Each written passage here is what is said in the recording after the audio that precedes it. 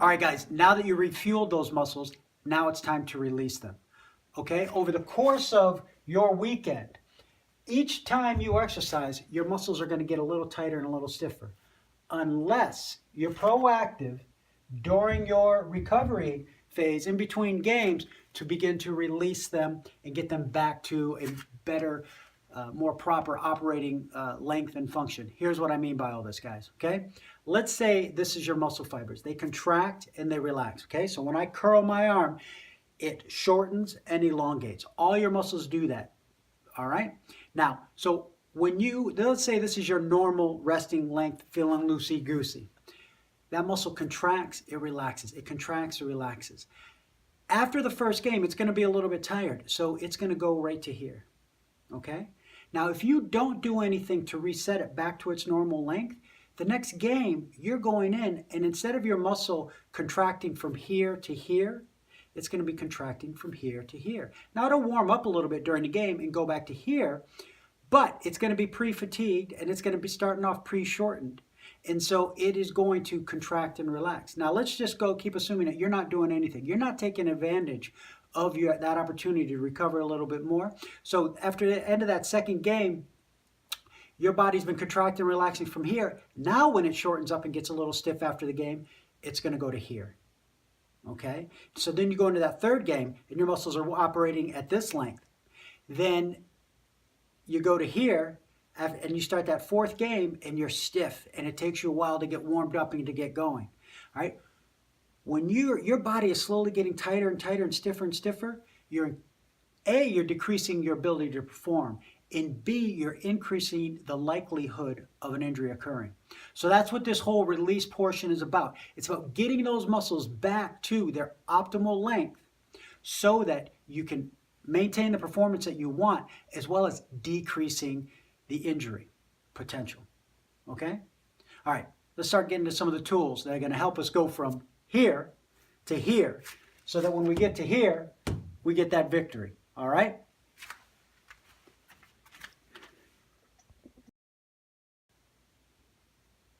So all you need to do to get your muscles ready for that next game is to remember a simple 4-step process.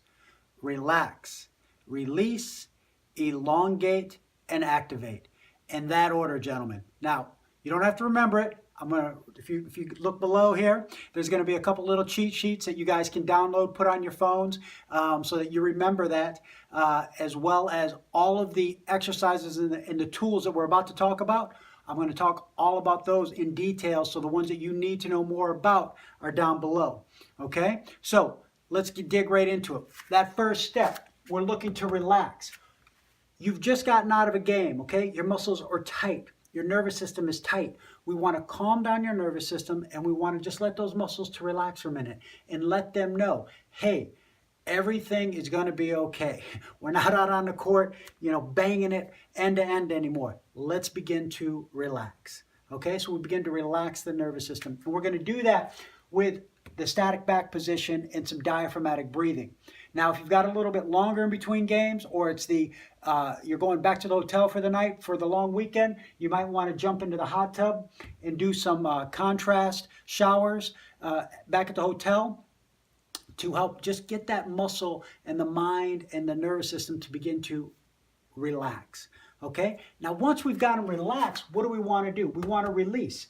You're going to have some tension buildup, some little trigger points and things for some of you that are ongoing, and that's when we're going to get into the foam rolling and the lacrosse ball work. So once we've got that muscle relaxed, we've gotten out some of those trigger points, now it's time to elongate. Now we are going to take that muscle and say, okay, you've been here, now let's get you back to here, back to that optimal, length that we're looking for. We're going to do that with the band work and static stretching, okay? Now, the key thing to remember is you'll notice here on the band work, we're going to do that for elongation and activation. So a lot of times, if you're really not that tight and stiff, if you don't have any underlying issues that we've worked on with you one-on-one, the band work might be all that you need, okay? But if it's not, if you're still feeling stiff after doing the band work, then you're going to go into some of those specific static stretches that we've gotten together, or go talk to your coach about to help get those muscles to relax and elongate. And then the last thing before we get going into that next game is we want to activate those muscles, because we've just spent the last 3 basically winding the body down, winding the nervous system down, winding the muscles and getting them relaxed and elongated. Now we want to tell them, all right, let's get ready. Because think of it this way. If you're laying in bed sleeping and all of a sudden Coach Leo comes running in and says, let's go, let's play, right? You're going to pop up and you're going to start going. You're not going to be at your best. Well, if you've just relaxed the muscle the way that you're supposed to, released it and elongated, all of those things are going to be bringing your nervous system down, turning your and telling your muscles relax, relax, relax, and then jumping onto the court. Bad things can happen to good people. That's why that 4th step of activation is important. So how does that look exactly in between games? Okay, so you come down, and first thing, priority is you're going to refuel.